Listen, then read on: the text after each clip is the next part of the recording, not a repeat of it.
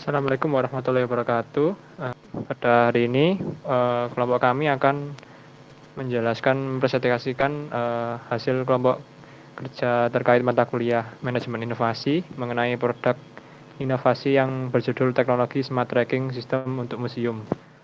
Baik, di sini saya akan menjelaskan tentang museum dulu. Museum dikenal sebagai tempat bersejarah untuk memperkenalkan benda dan peninggalan pada masa lampau. Kebanyakan museum di Indonesia itu cuma memiliki brosur yang di dalamnya berupa informasi mengenai benda peninggalan sejarah.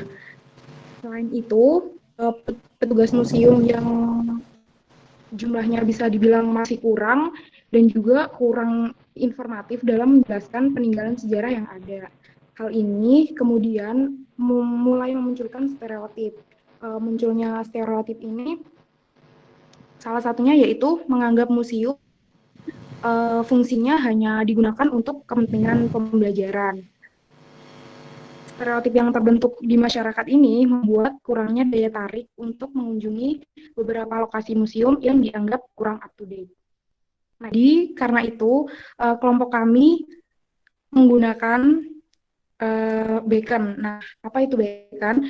BLE Beacon merupakan sebuah device sederhana berupa perangkat wireless kecil berbasis Bluetooth Low Energy yang mentransmisikan sinyal radio secara terus-menerus yang berkaitan dengan ID dari beacon tersebut. Lanjut, ada beberapa tools yang dipersiapkan. Yang pertama yaitu beacon itu sendiri. Yang kedua, RSSI atau Receive Signal Strength Indicator. Yang ketiga, headset wireless. Yang keempat, Arduino Uno. Yang kelima, modul Bluetooth HC05. Yang keenam, micro SD card modul SPI. Nah, jadi yang selanjutnya kita melakukan kelompok kami melakukan survei terlebih dahulu pada beberapa responden yang menghasilkan beberapa form dari respondennya. Jadi yang pertama kita lakukan uji validitas data dan reliabilitas. Untuk pengujian validitas datanya sendiri menggunakan tools SPSS untuk laporan data statistiknya dengan menggunakan metode Pearson correlation yang menghasilkan sejumlah 11 data valid dari total 15 data survei yang telah diberikan. Kemudian pengujian reliabilitasnya menggunakan metode Cronbach's alpha dengan hasil reliabelnya di atas 0,6. Jadi di sini hasilnya mendapatkan nilai 0,8. Yang selanjutnya masuk di analisa instrumen dan pengumpulan data. Dari hasil survei yang telah diberikan tadi terdapat beberapa data yang telah kami kumpulkan. Yang pertama mengenai data usia responden, di mana rata-rata usia respondennya lebih banyak pada usia 21 tahun. Jadi sekitar umur anak-anak yang masih kuliah. Kemudian yang kedua asal daerah. Di sini kami mengklasifikasinya berdasarkan kota, di mana responden tersebut rata-rata lebih banyak di kota Malang domisili, sekitar 12 responden. Kemudian yang ketiga klasterifikasi lagi dari asal daerah berdasarkan pulau, di mana mayoritas datanya berasal dari Pulau Jawa.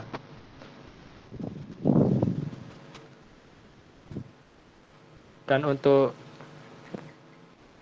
hasil responden yang keempat, jenis pekerjaan responden dari rata-rata yang berhasil dikumpulkan, pekerjaan umumnya adalah mahasiswa, di mana data tersebut sangat cocok dengan produk inovasi kita.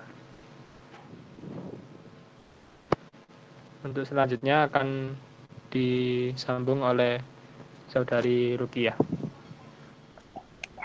Untuk pernyataan yang kami gunakan dalam survei ada beberapa. Di antaranya yang pertama adalah informasi pada papan informasi museum sudah membantu pengunjung. Di sana kami menyediakan 5 pilihan di mana Nah, 1 itu sangat tidak setuju, 2 tidak setuju, 3 netral atau ragu-ragu, 4 setuju, dan 5 sangat setuju. Nah, dari pernyataan berikut, ada datanya kita bisa lihat di tampilan bahwasannya yang sangat setuju itu 17,2, kemudian yang setuju 22,4. Dari sini bisa kita lihat kalau misalkan jumlah yang sangat setuju dan setuju itu kurang dari 50%, yaitu 39,6. Next.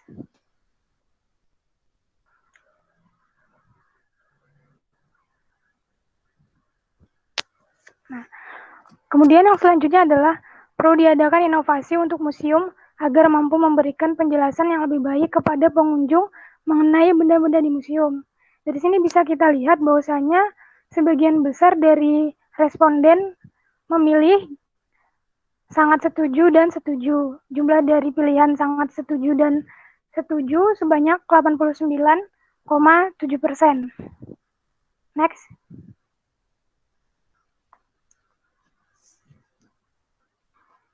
Selanjutnya, produk inovasi yang dikembangkan lebih baik jika mengikuti perkembangan teknologi.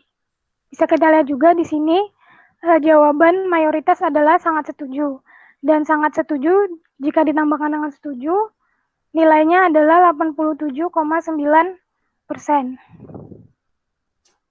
Next. Selanjutnya, produk inovasi yang dikembangkan lebih baik jika menggunakan smartphone. Di sini terdapat beberapa variasi pilihan antara sangat setuju, setuju, dan netral atau ragu-ragu. Tapi kalau misalkan kita lihat, yang paling besar adalah setuju dan sangat setuju. Dimana ketika setuju dan sangat setuju ini kita jumlahkan, dia bernilai 75. Next. Nah, yang terakhir, produk inovasi yang dikembangkan akan lebih baik jika mendapatkan tambahan dukungan fitur video untuk menampilkan informasi. Oke, karena Baik, saya akan lanjutkan tadi. Mohon maaf ada masalah jaringan dari teman kami. Yang kemudian adalah harapan dan feedback dari responden.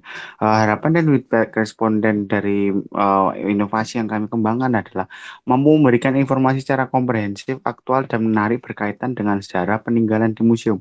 Karena ya seperti kita tahu sendiri berdasarkan survei dan beberapa eh, pengalaman-pengalaman yang ada tentang museum tersebut, informasi yang dijelaskan kurang begitu sampai kepada orang awam yang tentunya mengurangi daya tarik untuk pergi ke museum.